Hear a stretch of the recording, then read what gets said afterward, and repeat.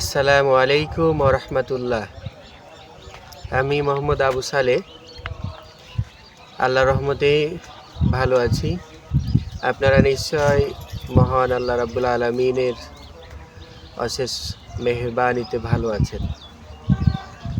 একটি বিষয় যেটি লক্ষ্য করছি বর্তমান সময়ে, যে আমাদের মধ্যে আত্মসমালোচনা নেই বললেই চলে। আমরা সব সময় পরনিন্দা, পরচর্চা, অন্যের দোষ ত্রুটি নিয়ে বেশি আলোচনা করতে ব্যস্ত হয়ে যাচ্ছি। আমরা নিজেরা কখনোই খেয়াল করছি না যে আমরা যে কাজগুলো করছি আমাদের কাজগুলো সঠিক হচ্ছে কিনা, আমরা যে কথাগুলো বলছি সে কথাগুলো আমরা ঠিক বলছি কিনা।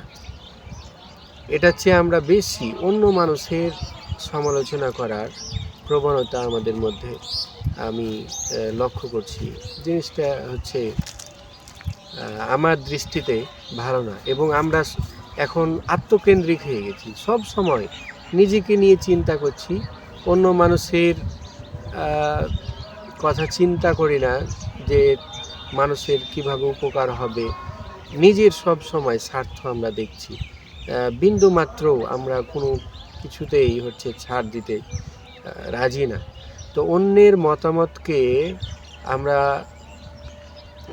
যদি সম্মান করি, শ্রদ্ধা করি, অবজ্ঞা না করি, আমরা যদি পরমাৎ সহিষ্ণু হই, তাহলে আমাদের জন্য ভালো হবে। আমাদের সমাজে, আমাদের মনের মধ্যেও একটা শান্তি বিরাজ করবে। তাই আমি যে অনুরোধ করব আপনাদেরকেও, এবং আমি নিজেও, আমি সব সময় আত্মসমালোচনা বেশি পছন্দ করি। অন্য মানুষের সমালোচনা গঠনমূলক করতে হবে আমাদেরকে, সমালোচনা করলেও, কিন্তু সমালোচনার জন্য সমালোচনা বা বিরোধিতার জন্য এটা আমার মনে হয় যে না করাই ভালো। এবং যতটুকু সম্ভব মানুষের উপকার করতে যদি আমরা নাও পারি, তা আমাদের দ্বারা যেন মানুষের ক্ষতি না হয়। এটাই যে মূলত আজকের এই দু একটি কথা।